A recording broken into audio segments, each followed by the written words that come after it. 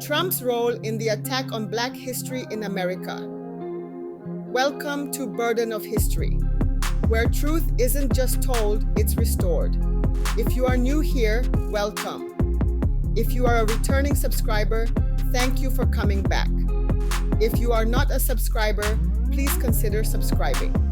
Before we begin, a quick note. This episode discusses issues of race, censorship, and historical erasure. While not graphic, some content may be uncomfortable or challenging to hear, especially if you're used to a more sanitized version of history.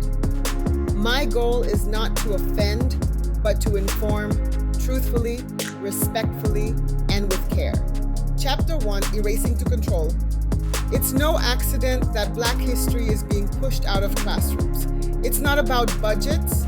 It's not about balance. It's about power. When you erase a people's past, you control their present and limit their future. And in recent years, we've seen bills passed, books banned, and teachers punished for simply telling the truth about slavery, segregation, and systemic racism. The goal? To reshape the narrative so that the full truth of America's past and its ongoing impact is sanitized or silenced. Chapter 2, The Myth of Division. You've heard the excuse, teaching Black history is divisive. But the truth? It's only divisive to those who benefit from the lie. Black history is American history. You cannot teach George Washington without mentioning the people he enslaved. You cannot teach Lincoln without confronting the enslaved people whose freedom was negotiated like a transaction. Calling that truth divisive is a distraction, a smokescreen to keep us from asking who benefits when we forget. Chapter 3, Political Fear and Manufactured Outrage. Many of these attacks on Black history are politically motivated. Terms like critical race theory are weaponized, even when they're not being taught. Why? Because fear is powerful. Politicians have realized that stoking outrage about race, gender, and education energizes certain voters. And instead of fixing real problems, like underfunded schools or health disparities, they focus on banning AP African American Studies. They aren't protecting children. They're protecting myths. Chapter 4, From Slavery to Silencing, a Pattern. This isn't new. After Reconstruction, textbooks were rewritten to portray slavery as benevolent. Lynchings were ignored. Jim Crow was downplayed.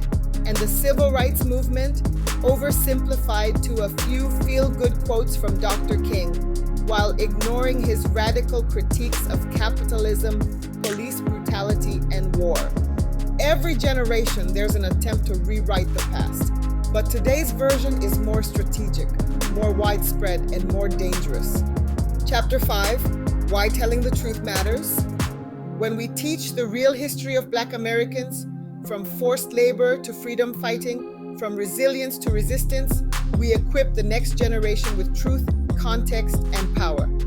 History doesn't just teach us what happened. It teaches us why it happened and how to prevent it from happening again. Suppressing that knowledge doesn't protect society. It weakens it. Author's note: as a healthcare professional and historian, I see what happens when truth is denied. Whether in medicine or in education, erasing the past creates harm in the present. But here's the good news. The truth has a way of surviving. Through people like you, who read, who share, who speak up, we keep the flame of knowledge alive. Call to action. If this episode moved you or made you think, please like it, share it, and leave a comment. And if you're not subscribed yet, please do. We are restoring truth one story at a time. Until next time, be good to your neighbor, your loved ones, and yourself.